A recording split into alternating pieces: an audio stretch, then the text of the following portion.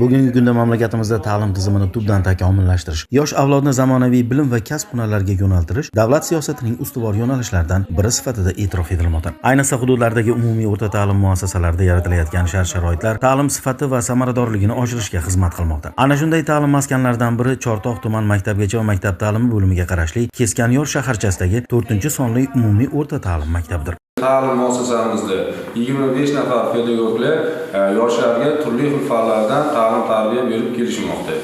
Bundan tashqari pedagog jamoamizni 50% ga yaqini o'zlarini dars berayotgan fanlardan ta'lim sertifikatlarini olishdi. Bitiruvchi o'quvchilarimiz ichidan esa 50% ga yaqin o'quvchimiz turli xil fanlardan ta'lim sertifikatlarini qo'lga kiritib, bu kelajakda davlat oliy ta'lim muassasalariga kirishning 50% ga kafolat qiladi.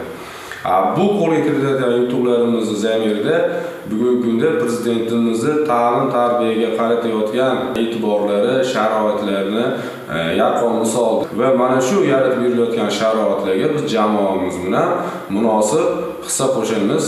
Mazkur ta'lim dargohida o'quvchilarga sifatli ta'lim berish, ularning intellektual salohiyatini ro'yobga chiqarish hamda ma'naviy barkamol shaxs etib tarbiyalash borasida tizimli ishlar amalga oshirilyapti. Ta'lim jarayonlarida zamonaviy pedagogik texnologiyalar, interfaol metodlar hamda axborot kommunikatsiya vositalaridan samarali foydalanilmoqda. Bugungi kunda maktab rahbariyati, pedagoglar va ota-onalar hamkorligida yaratilayotgan sog'lom muhit o'quvchilarning fan va sport yo'nalishlarida muayyan yutuqlarga erishishiga mustahkam zamin yaratmoqda. Bu esa ta'lim maskanining izchil rivojlanib borayotganidan dalolat beradi.